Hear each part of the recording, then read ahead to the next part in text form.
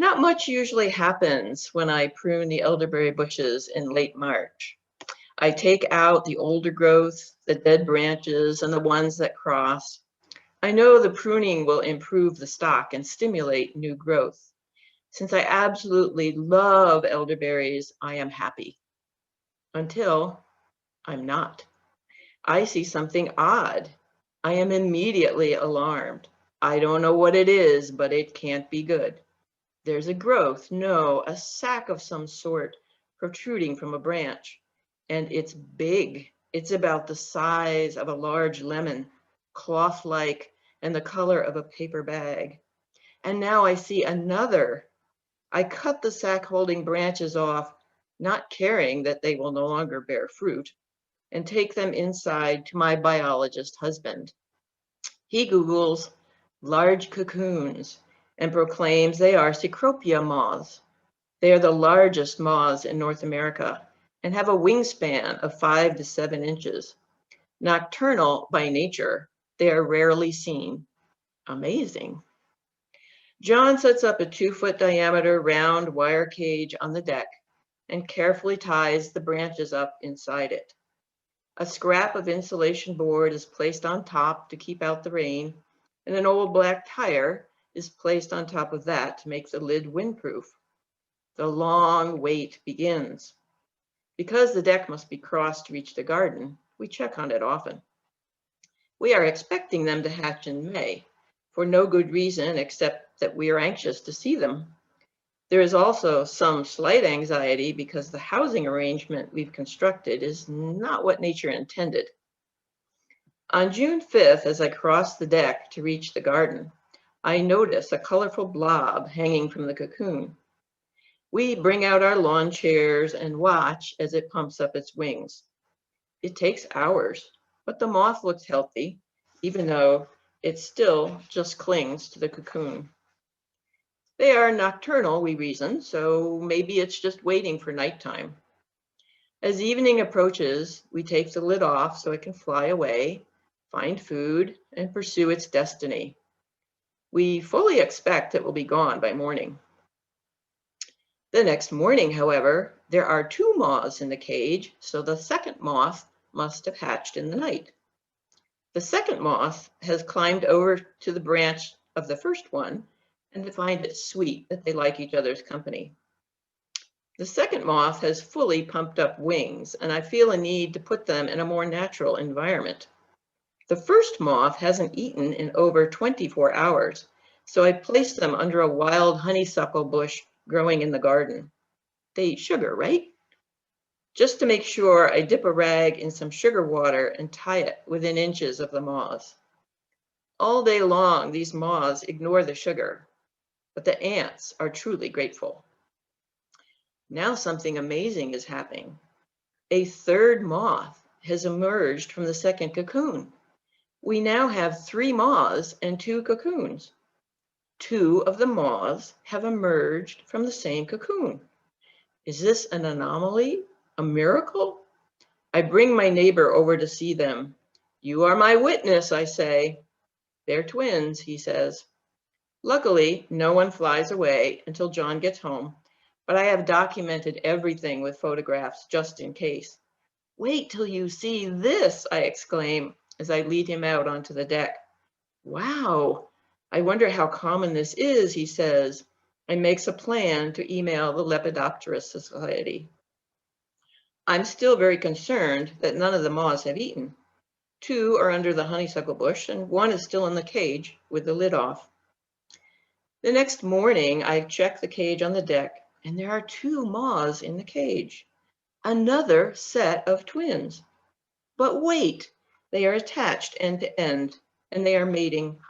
How incredible that a wild moth would fly into a cage in order to mate. It now occurs to me that the honeysuckle pair are mates also, not twins, just overly promiscuous moths. Fortunately, John had not yet emailed the Lepidopterist Society about our rare event. I tell my neighbor that the mystery is solved. No twins, I say. He sends me a link from the National Wildlife Federation. It reads as follows. In order to find a mate, male Cecropia moths have extraordinary senses. A female moth produces pheromones, which the male can detect from over a mile away. The sole purpose of the adult stage is to mate and lay eggs. Adult moths cannot eat, so if a predator doesn't scoop them up, they die after 2 weeks. This whole experience, besides being an extraordinary wildlife adventure, taught me a lot about assumptions. I had made wrong assumptions, at least 6, and I never once questioned my assumptions. So here they are. Assumption number 1. I don't know what it is, but it can't be good. This was in reference to finding the lemon-sized cocoons on my elderberry bush. My assumption that they didn't belong there was because I'd never seen one before. My response wasn't one of inquisitiveness, but alarm. What is it in our human psyche that considers unusual events to be threatening? I am familiar with the concept of negativity bias, which some scientists say is written into our brains as an evolutionary adaptation. After all, if you scan the horizon for saber-toothed tigers instead of enjoying the sunset, you're more likely to live and pass on your genes. But equating different with negative can have all kinds of repercussions in society. Just ask anyone who is different. The second assumption was they will hatch in May. This assumption was based on wishful thinking. I was anxious for the event to occur. It was plenty warm enough and lots of good food sources, so I thought they should just get on with it. The third assumption was it will fly away at the first opportunity. I had seen butterflies come out of their cocoons, pump up their wings, and take off after an hour or two. That made sense. You don't want to hang around in a vulnerable state any longer than necessary. You would be a tasty snack for all kinds of creatures. This is a perfect example of how assumptions work. Based on past knowledge, I thought this is how this new thing should behave. We all have a vast accumulation of data from which we draw to make assumptions. The problem is often that data is incomplete. The fourth assumption was it needs food. Doesn't everything in the natural world need food? Well, apparently not Cecropia moths. They don't even have mouth parts. The fifth assumption was, if there are 2 moths in the cage, the second cocoon must have hatched. It really was the only explanation that made sense until the third moth showed up, and then I made the now bizarre 6th assumption that there had been 2 moths inside 1 cocoon. And on top of that, I convinced 2 other adults that this was so. What I learned from this is how limiting assumptions are. I now pause before jumping to conclusions. Things are not always as they seem, it seems. Let's examine these assumptions and see how they may play out in society. The first one, I don't know what it is, but it can't be good, is an example of how we judge the unusual in a negative way. We might assume, for example, that a quadriplegic doesn't have a good quality of life. But if we engage that person in conversation, we might find out that they feel very fulfilled and happy. I remember being totally surprised when I went to a workshop by Ken Kais, the author of many books that I had read and a renowned spiritual teacher. He was in a wheelchair and only had partial use of one arm. He had been that way since he was in his early 20s. It was so unimportant in his life that he never mentioned it in any of his books. Another assumption was shattered when I watched him careen down the long hill on the Omega campus, his wheelchair racing towards the bottom with a look of total joy on his face. Well, why not? So I let go of my assumption that physically challenged people should be careful with their bodies. The second assumption, that the moths should emerge in May, was due to wishful thinking. I was eager for it to be over with so I could let go of my anxiety about whether we had damaged them by putting their cocoons in a cage. I wanted it to happen in a time frame that was comfortable for me.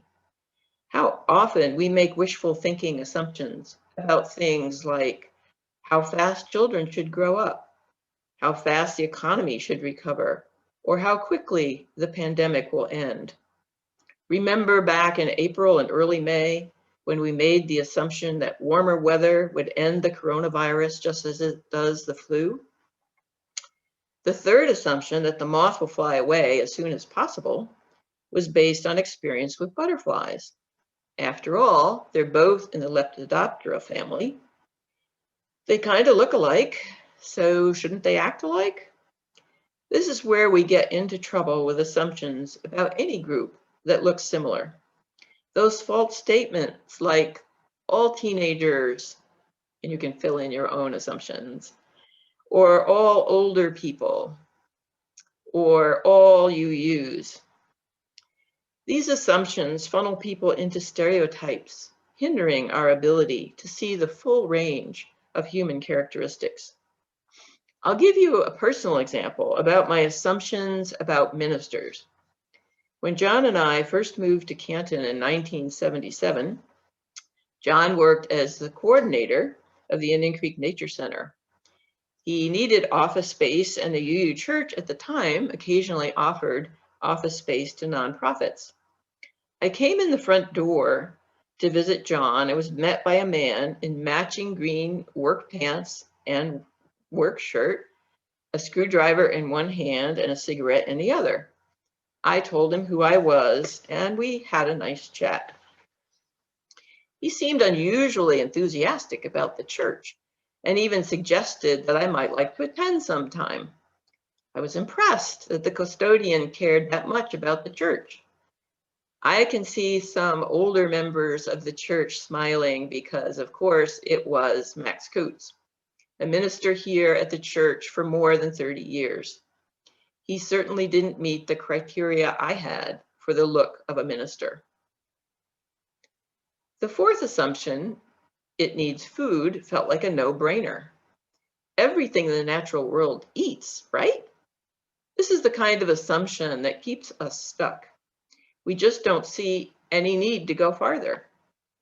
Only when we entertain all possibilities can we advance in our thinking.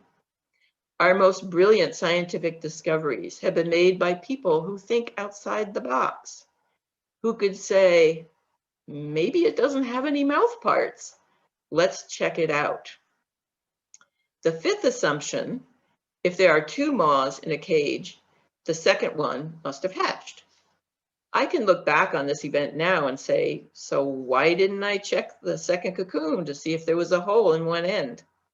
But I didn't need to check. It was obvious. There were two cocoons and now there were two moths.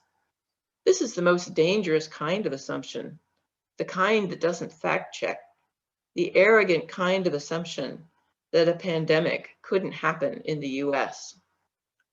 The sixth assumption, then there must have been two moths in one cocoon, although laughable now, seemed plausible then. Very simply, when faced with inexplicable circumstances, the mind makes up something. We are uncomfortable with uncertainty, and we grasp at any solution, even if it's bizarre. We need to solve the mystery quickly so that we can come back into equilibrium. Unfortunately, this discomfort with uncertainty leads to a search for someone or something to blame. We need a culprit, and fast. It's easier to make false assumptions than to do the hard work of investigation. Assumptions are a fact of life. We all make them. They are like comfortable clothing we wear and hardly think about. But what if we made the decision to become more aware of assumptions? What if we began to question our thoughts, to stop and ask ourselves the question, is it true? Can I be sure? Maybe I need to find out more. A good place to start would be ask someone why they feel the way they do, and then really listen. Try it with a family member. Maybe you are making an assumption based on what you want to hear, or even what you're afraid you'll hear. Rather than hold a conversation in our head, we need to hold conversations with each other. In many ways, these times of the pandemic and financial, social, and environmental upheaval have made us had to deal more realistically with our assumptions. We can no longer assume that life will continue as we have known it. We have to learn to bear uncertainty. It is time to grow spiritually. We need to keep our minds open, and we need to investigate. It takes courage to do that, and it takes reflection. The next time you're in a meeting or with a friend, ask yourself, am I making assumptions here? Rather than make an assumption, ask a question. Perhaps your assumption will be correct, and you can silently pat yourself on the back. But if your assumption is incorrect, your investigation can lead to understanding and make the world a better place.